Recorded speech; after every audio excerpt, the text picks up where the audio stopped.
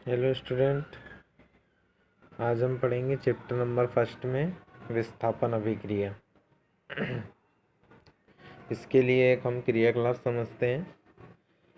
आपको लोहे की 3 कील लेना है और उन्हें रेगमाल से अच्छे से सब रगड़कर साफ करना है। इसके बाद ए तथा बी से चिन्हित की हुई 2 परख नलियाँ आपको लेना है और प्रत्येक परख नली में 10 ml आपको कॉपर सल्फेट का विलयन लेना है। 2 किलो को धागे से बांधकर सावधानी पूर्वक परख नली बी के कॉपर सल्फेट के विलयन में लगभग 20 मिनट तक आपको उसको डुबोकर रखना है। तुलना करने के लिए एक कील को आप अलग रख लें और 20 मिनट पश्चात दोनों कीलो को कॉपर सल्फेट के विलयन से बाहर निकाल लीजिए। तो परख नली ए तथा बी में कॉपर सल्फेट के विलयन के नीले रंग की तीव्रता की आपको तुलना करना है और कॉपर सल्फेट के विलयन में डूबी कीलो के रंग की तुलना बाहर रख के कील से आपको करना है। मतलब पूरे प्रैक्टिकल का मतलब ये है कि जब हम लोहे की कील को कॉपर सल्फेट के विलयन में डुबाकर उसको रखते हैं तो दोनों के बीच में विस्थापन अभिक्रिया होती है, जिस कारण आयरन सल्फेट बनता है, जिससे विलयन का जो रंग है वो दोनों कीलो के जो रंग होते हैं दोनों में आपको डिफरेंस पता चल जाएगा। अब इसकी अभिक्रिया हम देखते हैं। तो इसकी अभिक्रिया में आप देखें, लोहे की कील ये रही और कॉपर सल्फेट के विलयन से बाहर निकाली हुई कील को देखें। दोनों के कलर में आपको चेंजेस नज़र आएगा। ये हमने 2 परख नलियाँ जो ली थी, तो लोहे की कील का रंग भूरा हो गया था, तो कॉपर सल्फेट का विलयन का नीला रंग मलिन क्यों पड़ गया? क्योंकि पहले वो नीला था, बाद में वो मलिन हो जाता है। तो इस क्रियाकलाप में निम्नलिखित अभिक्रिया हुई है। आयरन सॉलिड है CuSO4, तो जब ये दोनों आपस में अभिक्रिया करते हैं तो Fe के साथ में SO4 आ जाएगा, मतलब बनेगा FeSO4 आयरन सल्फेट और कॉपर जो है अलग हो जाएगा।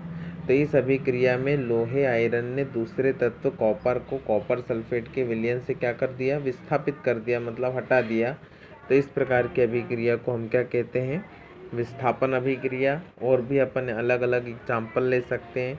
Zn की क्रिया भी अगर कॉपर सल्फेट के विलयन के साथ कराएंगे तो ZnSO4 बनेगा, कॉपर विस्थापित हो जाएगा।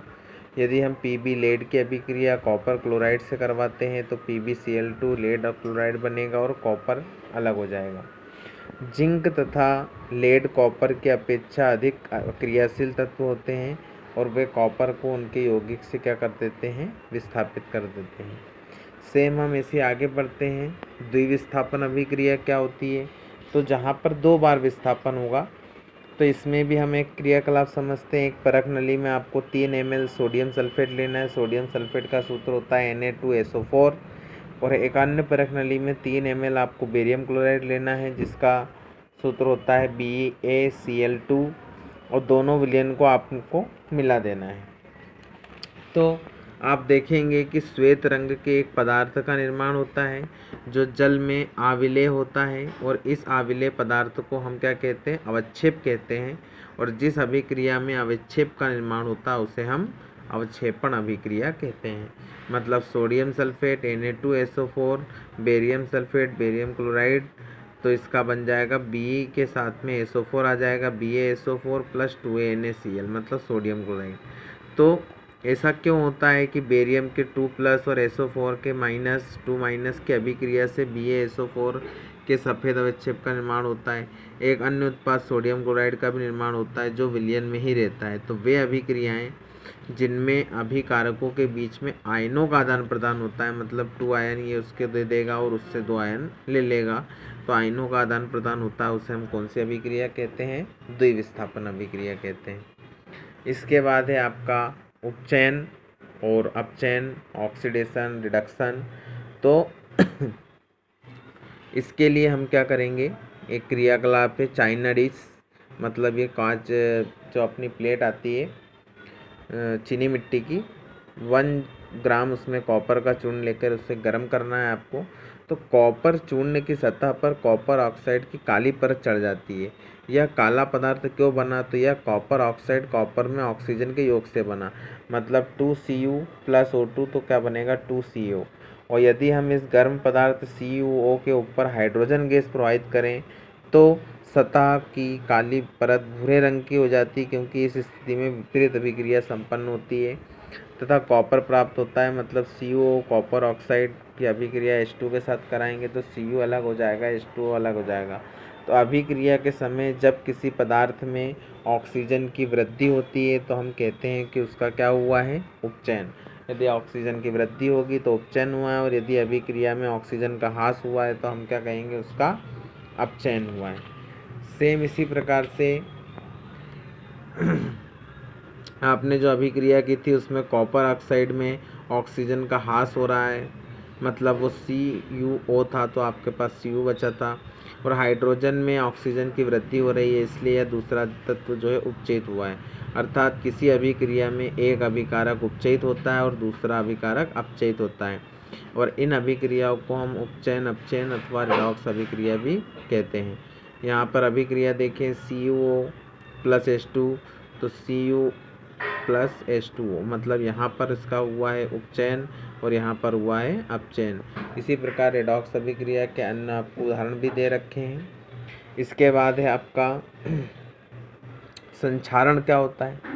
तो आपने अवश्य देखा होगा कि लोहे की बनी नई वस्तु क्या होती है? चमकीली होती है, लेकिन कुछ समय पश्चात इसके ऊपर लालिमा युक्त भूरे रंग की परत चढ़ जाती है। प्रायः इस क्रिया को लोहे पर जंग लगना कहते हैं। तो कुछ अन्य धातुओं में भी ऐसा ही परिवर्तन होता है। क्या आपने चांदी पर तांबे पर चढ़ने वाली परत का ध्यान दिया है? तो जब कोई धातु अपने आसपास अम्ल, आर्द्रता आदि के संपर्क में आती है तो तब यह संक्षारित होती है, और इसी प्रक्रिया को हम क्या कहते हैं? संक्षारण कहते हैं। और ऊपर काली परत व तांबे की हरी परत चढ़ना भी संक्षारण के अन्य उदाहरण है। तो संक्षारण के कारण ढांचे, पुल, लोहे की रेलिंग, जहाज तथा धातु विशेषकर लोहे से बनी वस्तुओं की बहुत क्षति होती है। तो लोहे का संक्षारण एक गंभीर समस्या है, और क्षतिग्रस्त लोहे को बदलने में आपको हर वर्ष पैसा भी अधिक खर्चा करना होता है। इसके बाद है लास्ट आपका टॉपिक विकृत गंधिता। तो विकृत गंधिता का क्या मतलब है कि जब अपन वसा युक्त या तेलीय खाद्य सामग्री को जब अपन लंबे समय तक रखते हैं तो उसकी स्वाद और गंध जो है वो बदल जाती है। क्यों? क्योंकि उपचयित होने पर तेल और वसा जैसी विकृत गंधी हो जाते हैं। आपने देखा होगा यदि चिप्स की अपन पैकिंग करते हैं तो उसके अंदर एक गैस भरी होती है, यदि वो गैस ना रहेगी तो वो चिप्स का स्वाद बदल जाता है, तो उनके स्वाद तत्व बदल जाते हैं। तो तेलीय तथा वसायुक्त खाद्य सामग्री को उपचयन से रोकने के लिए उसमें कुछ प्रतिऑक्सीकारक पदार्थ हम मिलाते हैं, और वायुरोधी बर्तनों में खाद्य सामग्री रखने से उपचयन की जो गति है वो धीमी हो जाती है। तो इसमें हम नाइट्रोजन जैसे कम सक्रिय वाली गैसों से युक्त कर देते हैं ताकि चिप्स का उपचयन ना हो सके।